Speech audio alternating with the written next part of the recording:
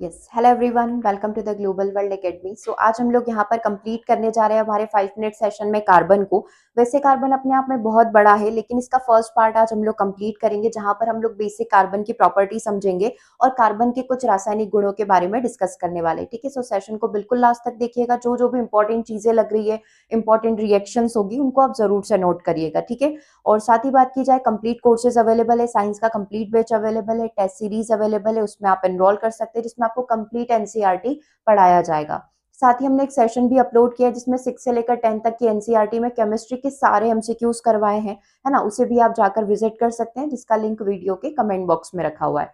Okay, so start करते हैं। सबसे पहले बेसिक कार्बन की प्रॉपर्टी के बारे में। तो कार्बन एक नॉन मेटल है, अधातु यहाँ पर है। और पीरियोडिक टेबल की यदि मैं यहाँ पर बात करूं, तो पीरियोडिक टेबल में ये कहाँ पर पाया जाएगा? ग्रुप की बात करेंगे तो 14th नंबर के ग्रुप में आएगा। ऐसे आप बात करोगे तो 14th नंबर के ग्रुप में आएगा।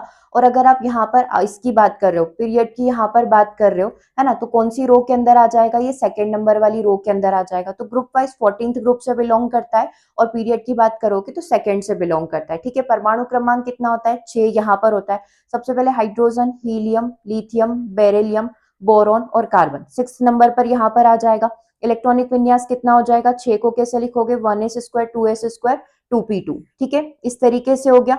क्लियर है यहाँ तक? मतलब पहली कक्षा में अगर आप यहाँ पर देखोगे तो ये कितने हो जाएंगे? 2 यहाँ पर हो जाएंगे। और अगली कक्षा में कितने रहेंगे? ये 4 यहाँ पर रहेंगे। मतलब अब ये क्या कर सकता है? ना तो 4 इलेक्ट्रॉन किसी को दे सकता है, ना 4 शेयर कर सकता है, क्योंकि बहुत एनर्जी यहाँ पर खर्च हो जाएगी इतने इलेक्ट्रॉन की वो देने और लेने में। तो ये क्या करेगा? यहाँ पर शेयरिंग करेगा। यानी कि ये किस प्रकार का बंध बनाता है? ये एक प्रकार से सहसंयोजक बंध यानी कि कोवेलेंट बॉन्ड बनाएगा। कौन से स्टेज के अंदर पाया जाता है? ठोस अवस्था के अंदर पाया जाता है। अब अगर यदि यहाँ पर बात की जाए कार्बन के अपर रूप की, तो कार्बन के 2 तरीके से पाए जाते हैं। अपर रूप पाए जाते हैं, लेकिन 2 तरीके से आप उसको क्लासिफाई कर सकते हो।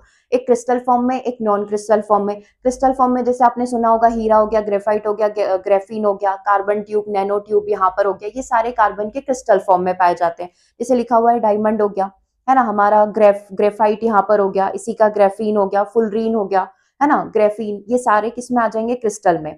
नॉन क्रिस्टल में आप किसे देख सकते हो? कोल हो गया, चारकोल यहाँ पर हो जाएगा। ठीक है, कोक हो जाएगा, लैंप ब्लैक हो जाएगा और गैस कार्बन हो जाएगा। ठीक है, जिसे कुछ की विशेषताएं अपन देख लेते हैं। अगर मैं क्रिस्टल फॉर्म की बात करूँ तो सबसे कॉमन, सबसे फेमस, कठोर आपका हीरा आ जाएगा। ये विद्युत का सुचालक नहीं होता है, आभूषण में आप पहनते ही हो हीरे को।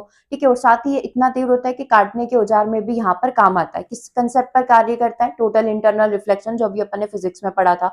ग्रेफाइट की बात करेंगे, मुलायम, चिकना, सॉफ्ट यहाँ पर होता है। ये इसका एक एक्सेप्शनल केस है, क्योंकि कार्बन जो है चालक नहीं होता है, लेकिन इसका जो ये फॉर्म है ग्रेफाइट, ये क्या होता है? विद्युत का अच्छा सुचालक यहाँ पर होता है। ठीक है, और उपयोग कहाँ पर किया जाता है? पेंसिल, इलेक्ट्रोड में इसका प्रयोग किया जाता है, ग्रेफाइट का प्रयोग किया जाता है। काफी मुलायम, सॉफ्ट यहाँ पर होता है, क्योंकि इसकी जो स्ट्रक्चर होती है ग्रेफाइट की, ये मल्टीपल लेयर में पाया जाता है। इस तरीके से आप देखोगे मल्टीपल लेयर में पाया जाता है, तभी इस ये जो काफी सॉफ्ट और बोल सकते हैं मुलायम यहाँ पर रहेगा। ठीक है, तीसरा आ जाता है हमारा फुलरिन, जिसे बकीबोल C16 के नाम से भी जाना जाता है। फुटबॉल जैसी संरचना यहाँ पर रहती है। औषधि और नैनो टेक्नोलॉजी में इसका प्रयोग किया जाता है। अब हम लोग बात कर लेते हैं नॉन क्रिस्टल फॉर्म की, जिसमें कोयला, would, charcoal, activated carbon, Coke और कालिक यहाँ पर आता है। ठीक है, जैसे एक्टिवेटेड कार्बन के बारे में पूछा गया था कि इसकी क्या विशेषता है, तो इसकी अवशोषण क्षमता, इसकी एब्जॉर्बिंग पावर बहुत अच्छी होती है, क्योंकि इसका सरफेस एरिया बहुत ज्यादा होता है। इसलिए वाटर प्यूरिफायर, एयर प्यूरिफायर और ब्यूटी क्रीम्स वगैरह में इसका प्रयोग किया जाता है। ठीक है, अब आ जाते हैं, जैसे अपन यहाँ पर देख रहे हैं कार्बनिक यौगिकों के रासायनिक गुण में, तो सबसे पहला गुण आ जाता है कि इनकी दहन क्षमता, यानी कि इनका जो कंब्यूशन पावर है वो बहुत अच्छा होता है। जब भी इनको ऑक्सीजन के साथ जलाया जाता है, ऑक्सीजन की उपस्थिति में जलाया जाता है, तो ये क्या करते हैं? ये CO2 को रिलीज करते हैं। ठीक है, तो कार्बन अभी अपने सभी समरूपों में एलोट्रोपिक फॉर्म में ऑक्सीजन में जलकर CO2 को यहाँ पर देता है। और बहुत सारे क्या करते हैं? ऊष्मा और प्रकाश को भी उत्सर्जित करते हैं। इसीलिए मोस्टली में इनका प्रयोग जो है फ्यूल के रूप में, ईंधन के रूप में यहाँ पर किया जाता है। जैसे कार्बन को ऑक्सीजन की उपस्थिति में जलाया, CO2 यहाँ पर बन गया। ऐसे ही आपने मेथेन को ऑक्सीजन की उपस्थिति में जलाया, है ना, तो क्या हो जाएगा? यहाँ पर CO2 रिलीज होगा। ठीक है, बाकी सारी चीजें भी बनेगी, बट मेन क्या होगा? CO2 यहाँ पर रिलीज होता है। ठीक है, ये आप देख सकते हैं, हीट एंड लाइट भी यहाँ पर रिलीज होगी। ठीक है, तो ये इसकी दहन की पावर हो गई, कंब्यूशन पावर हो गई। अब हम लोग इसी पावर को समझते हैं saturated and non saturated form में, मतलब संतृप्त कार्बन और असंतृप्त जो कार्बन होता है उसके साथ कनेक्ट करते हुए पढ़ते हैं। तो देखो इन शॉर्ट आप याद रख सकते हो कि कोई भी हाइड्रोकार्बन यहाँ पर होगा उसको दो भागों में बांटा गया, संतृप्त हाइड्रोकार्बन, असंतृप्त हाइड्रोकार्बन। संतृप्त हाइड्रोकार्बन में आप इसे किसे कंसीडर करोगे, एल्केन को कंसीडर करोगे। ठीक है, तो जब भी एल्केन को यहाँ पर जलाया जाएगा जिसमें आप methane, ethane, propane, butane, pentane किसी को भी कंसीडर करो। ठीक है, जब आप एल्केन को यहाँ पर जलाओगे तो वो स्वच्छ नीली लो के साथ यहाँ पर जलेगा, मतलब अगर ब्लू फ्लेम जल रही है दैट मीन्स वो प्योर है, उसमें कोई भी अशुद्धि यहाँ पर नहीं है। जब ये पर्याप्त ऑक्सीजन की उपस्थिति में जलेंगे, मतलब सेचुरेटेड कार्बन भी है लेकिन अगर ऑक्सीजन उनको पर्याप्त मात्रा में मिल रही है तो वो कैसे जलेंगे, स्वच्छ नीली लो के साथ जलेंगे। और कोई भी काली, कोई भी राख यहाँ पर नहीं बनेगी, कोई भी धुआं यहाँ पर नहीं होगा। दूसरी सिचुएशन, अगर आपने कोई भी अनसेचुरेटेड हाइड्रोकार्बन ले लिया, असंतृप्त में आपने एल्कीन ले लिया, एल्काइन ले लिया, ब्यूटाइन ले लिया, पेंटाइन ले लिया, है ना, पेंटीन यहाँ पर ले लिया, आपने कोई भी लिया तो ये क्या करेंगे, पीली लो के साथ, येलो फ्लेम के साथ जलेंगे, प्लस कुछ ना कुछ यहाँ पर सूट देंगे, मतलब कुछ ना कुछ कालिख यहाँ पर देंगे। ठीक है, क्लियर है, मतलब पूरे तरीके से कार्बन यहाँ पर नहीं जल पाएगा। तो इन शॉर्ट हम लोग क्या कह रहे हैं कि अगर कंप्लीट दहन यहाँ पर होगा तो नीली और स्वच्छ लो निकलेगी, ऊर्जा भी अधिक मिलेगी और धुआं कम यानी कि न के बराबर होगा। लेकिन अगर अपूर्ण दहन हो रहा है, हिंदी में अपन कहेंगे अगर अपूर्ण दहन हो रहा है, तो पीली लो के साथ जलेगा, कालिख वाली लो यहाँ पर हो जाएगी और साथ ही ऊर्जा कम मिलेगी लेकिन धुआं बहुत ज्यादा हो जाएगा।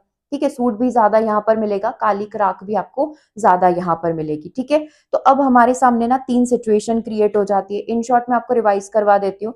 सेचुरेटेड हाइड्रोकार्बन अगर पर्याप्त ऑक्सीजन की उपस्थिति में जल रहा है तो नीली फ्लेम के साथ जलेगा, पर्याप्त मात्रा में जितनी उष्मा ऊर्जा आपको चाहिए वो मिल जाएगी और धुआं बिल्कुल भी नहीं होगा, सूट बिल्कुल भी नहीं बनेगा, राख कालिक बिल्कुल भी नहीं बनेगी।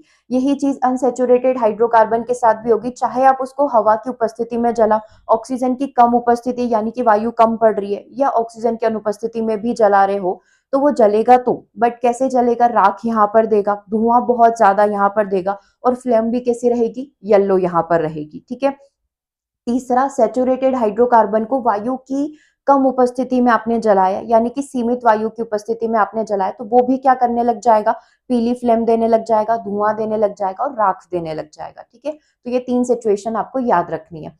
अब आ जाते हैं हम लोग कार्बन की केमिकल प्रॉपर्टीज के ऊपर, कुछ रासायनिक अभिक्रियाएं हम लोग यहाँ पर डिस्कस करेंगे जिसमें सबसे पहली आ जाती है ऑक्सीडेशन रिएक्शन। हमको तीन रिएक्शन यहाँ पर पढ़नी है।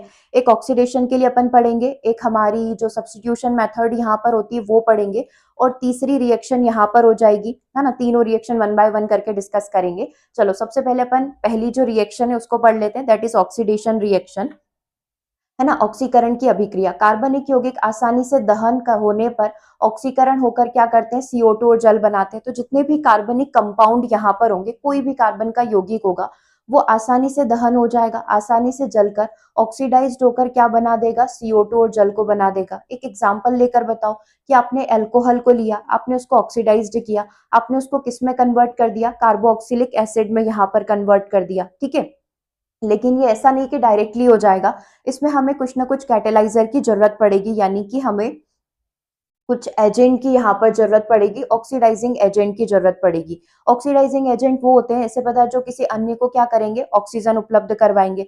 जैसे क्षारीय पोटेशियम परमैंगनेट को आप ले सकते हो, या फिर अम्लीय अगर आपको लेना है तो अम्लीय पोटेशियम डाइक्रोमेट को आप यहाँ पर ले सकते हो। इन दोनों की उपस्थिति में अगर आप ये प्रोसेस करवाओगे तो ये सक्सेसफुल हो पाएगी।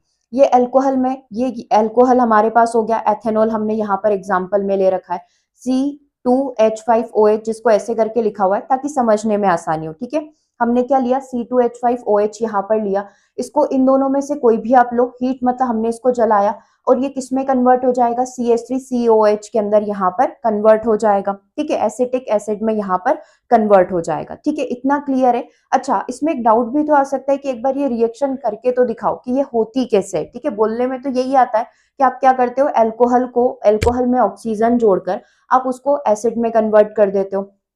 बट अगर आपको देखना है तो एक्चुअल रिएक्शन कैसे होगी वो कुछ अपन देख लेते हैं। इसको अपन ऐसे लिखेंगे ताकि समझने में आसानी हो, CH3CH2OH यहाँ पर हो गया, पहली ऑक्सीजन यहाँ पर रिएक्ट करेगी, ये सारे एजेंट अभी उपस्थित है, पहली ऑक्सीजन यहाँ पर रिएक्ट करेगी और ये किस में कन्वर्ट हो जाएगा, देखना इसको लिखने का तरीका ही यहाँ पर सबसे ज्यादा इंपॉर्टेंट है।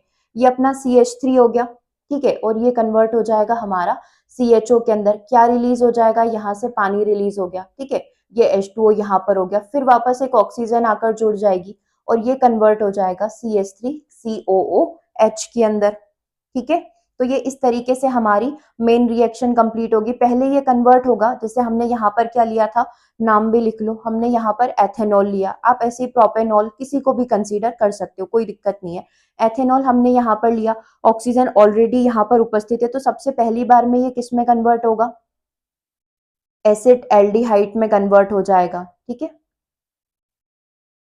1 सेकेंड, इसको पूरा मैं लिख रही हूँ ताकि आप भी इसको कॉपी में लिख लो, ताकि आगे कभी भी कोई भी कंफ्यूजन आपको यहाँ से नहीं हो, ठीक है। ये एसिटाल्डिहाइड में कन्वर्ट हो गया। ये एसिटाल्डिहाइड वापस से किसके अंदर कन्वर्ट हो जाएगा, एक ऑक्सीजन और जुड़कर अपना जो मेन हमें चाहिए एसिटिक एसिड में कन्वर्ट हो जाएगा। तो ये इस तरीके से पूरी प्रोसेस हमारी यहाँ पर कंप्लीट होगी। एथेनॉल एसिटाल्डिहाइड में, एसिटाल्डिहाइड एसिटिक एसिड में यहाँ पर कन्वर्ट हो जाएगा, ठीक है। अब याद रहेगा। चलो आगे बढ़ जाते हैं। दूसरी जो रिएक्शन होगी, एडिशन रिएक्शन यहाँ पर होगी, है ना, अभिवर्धन अभिक्रिया इसे अपन कह सकते हैं। तो इसमें क्या होगा कि नॉन सैचुरेटेड या अनसैचुरेटेड हाइड्रोकार्बन किस में कन्वर्ट हो जाएंगे, सैचुरेटेड हाइड्रोकार्बन में कन्वर्ट हो जाएंगे। किससे जोड़कर, हाइड्रोजन से जोड़कर। हमें क्या करना है, हमें कोई भी अनसैचुरेटेड हाइड्रोकार्बन में, आप एल्कीन एल्काइन किसी को भी ले लो, उसमें आप हाइड्रोजन जोड़ो, क्योंकि एडिशन रिएक्शन है, मतलब किसी को तो जोड़ना ही पड़ेगा, हाइड्रोजन को जोड़ो। हाइड्रोजन को जोड़कर आप किस में कन्वर्ट कर सकते हो, इसको एल्केन में कन्वर्ट कर सकते हो। जैसे कि हमने लिया यहाँ पर C2H4, ये हमारा एल्कीन यहाँ पर हो गया। इसमें हमने क्या जोड़ दिया, इसमें हमने जोड़ दी यहाँ पर हाइड्रोजन, ठीक है, इसमें हमने हाइड्रोजन जोड़ दी। लेकिन ये भी क्या होगा, एक कैटेलाइजर की उपस्थिति में होगी। आप निकिल कैटेलाइजर ले सकते हो, आप पैलेडियम को यहाँ पर ले सकते हो। इसकी उपस्थिति में ये किस में कन्वर्ट हो जाएगा, देखो C2H6 में यहाँ पर कन्वर्ट हो जाएगा। किसका फॉर्मूला, ये क्या था यहाँ पर हमारा, बोल सकते हो कि ये था हमारा एथीन, ठीक है। ये किस में कन्वर्ट हो गया, एथेन में कन्वर्ट हो गया। मतलब आप कह रहे हो कि आपने एथीन से एथेन बना दिया, ठीक है, किसको जोड़कर, ओनली हाइड्रोजन को जोड़कर, ठीक है। तो ये कहलाती है हमारी एडिशन रिएक्शन, ठीक है। बस इसमें कैटेलाइजर ध्यान रखना, ये दोनों कैटेलाइजर का प्रयोग कर सकते हो। असंतृप्त कार्बन श्रृंखला सैचुरेटेड में यहाँ पर कन्वर्ट हो सकती है। इसी प्रकार से वनस्पति तेल का हाइड्रोजनीकरण करके उसको संतृप्त में कन्वर्ट किया जाता है, सैचुरेटेड फॉर्म में यहाँ पर कन्वर्ट किया जाता है, ठीक है। अगला देखिएगा, तीसरी जो रिएक्शन होती है प्रतिस्थापन अभिक्रिया यहाँ पर होती है। ये अपन को पता है कि जितने भी सैचुरेटेड हाइड्रोकार्बन, संतृप्त हाइड्रोकार्बन है, वो इतने रिएक्टिव नहीं होते, उनको किसी से कोई मतलब नहीं होता है। लेकिन जैसे ही ये क्लोरीन को देखेंगे, ये उसके साथ रिएक्ट करना स्टार्ट कर देंगे। जैसे आप कोई भी यहाँ पर ले लो, कोई भी, जैसे CH4 हमने यहाँ पर ले लिया, ठीक है, मेथेन हमने यहाँ पर ले लिया। जैसे ही इसको Cl2 यहाँ पर दिखेगी, बट ये किसकी प्रेजेंस में होगा, ये भी हमारी सनलाइट की प्रेजेंस में यहाँ पर होगा, सूर्य के प्रकाश की उपस्थिति में होगा।